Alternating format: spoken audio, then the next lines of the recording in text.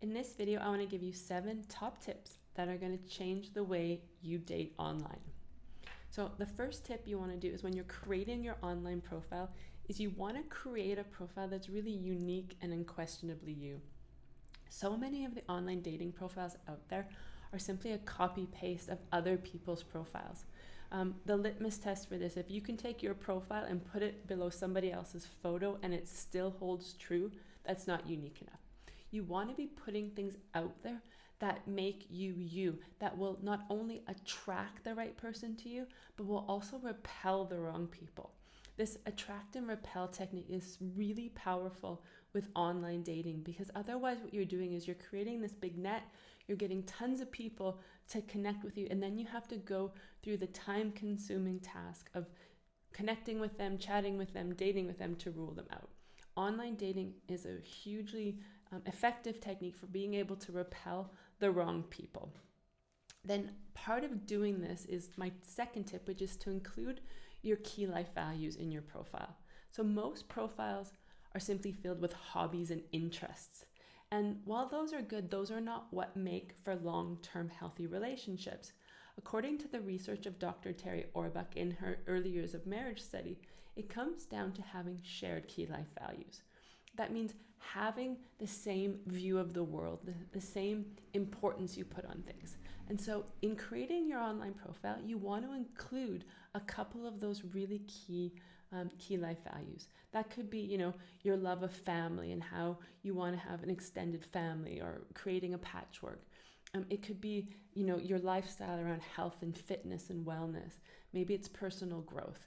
Those kinds of things are much more important in finding the kind of partner that's going to be a good match for you compared to whether you like to rock climb or swim or bike. Okay? Your profile is my tip number 3. It is more important than the profiles of the people you meet. So most people are not very good at creating online dating profiles. So not only is the copy not great, but they have poor photos.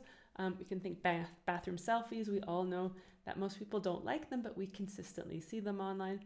So your profile is what's going to be able to attract the kind of partner that you're looking for, as well as repel. And the way to do that is to spend time writing out your profile, including your key life values, and make sure that you have really high quality photos. Photos that are current, no older than 12 months, photos that are natural. You don't want to have too photoshopped or glamour photos. You want them to be natural. You want to be smiling. You want to show different sides of your personality because photos are the first thing that people will see online in most cases. And so you want to be able to tell a story with your photos. So if you don't have really great photos for your profile, invest in a photo shoot with a lifestyle or portrait photographer and use those for your online profile. Tip number 4 is we really don't know what's going to make us happy long term. When we're dating in the real world, so not online, we come in contact with all kinds of different people, right? Many of these people are not what we would describe as our type. But because we have exposure to them in the real world, we ask questions, we get curious, and we find something out about them that actually is intriguing and we want to learn more.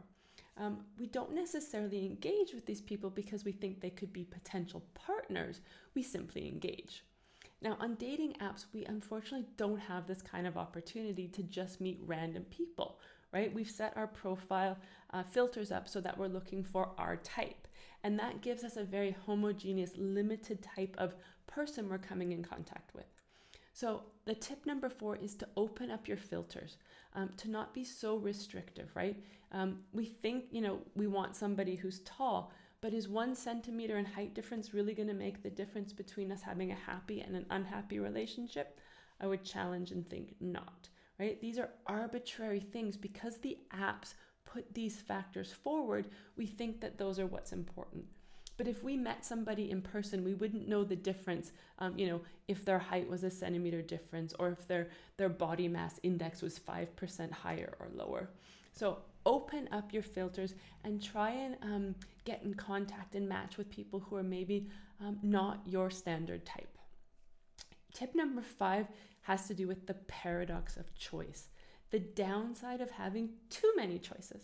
So psychologist Barry Schwartz discovered that while we assume more choice is going to make us happier, the reality of it is that more choice actually makes us less happy, right?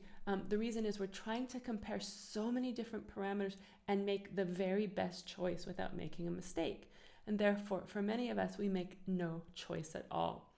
So when it comes to online dating, well, you want to open up your parameters to meet different people. You then want to scale that back and limit the number of people you're swiping. You don't want to sit there for hours and swipe through hundreds of profiles without making a decision because you're looking for that perfect. I suggest that you set a limit. You're going to sit on the app and you're going to swipe 20 profiles and that's it. And see, the first few times you do this, you might not swipe right on any of the profiles. But as you go through time, you will start to look for those bits, those nuggets within people's profiles that are interesting, that will be attractive. And then you want to connect with those and not spend hours getting overwhelmed by the amount of choice and availability on the apps. Tip number 6 is to move from the apps to an in-person meeting as soon as possible. This could be a telephone call, a video chat, meeting for a coffee. And the reasons to do this are a couple. One is it protects you from online dating scams. We've all heard stories, whether you know somebody or not, who's been contacted through an online app and then, they fell in love and eventually they were asked for money and they send money and all these kinds of things. So moving to an in-person will prevent, or not prevent, but it will help protect you from falling victim to those scams, because what they want to do is they want you to fall in love first. And then once you're really connected with that person and you feel like this is the one, you're in love, they then will push you to send money or to do other things, okay? So getting off the app is one way to protect yourself from that and make sure you're talking with a real person and not some, organized crime call center that's contacting people in writing, okay? So the other thing is that you can learn more about a person by having a 10-minute telephone call than you will in weeks or even months of chatting on an app. The reason for this is that we know that only 15% of what we communicate is in our words. The rest of what we communicate comes from our voice, our tonality, inclinations in our voice, our body language, our eye contact. And when you're chatting, you don't have any of this. So consider it this way. Even if you've chatted with somebody for months on an app, you've only got to know 15% of who they are. And that's why when you meet them in person, it can feel completely different than you expected. So my recommendation, as soon as possible, get off the app, get on a phone call, a video chat, and see if this is really somebody that you want to invest time in meeting. And tip number 7 is my 3-date rule. So many people in the online dating space go on one first date after another. They invest in an hour meeting and think, oh, this isn't it. I'll go back on the app and I'll meet more. There's an endless supply of potential matches out there for me. This, however, creates this hamster wheel of first date after first date after first date without actually moving to second and third dates. The way to break this pattern is simply to commit. If you're going to date somebody, commit to dating them 3 times.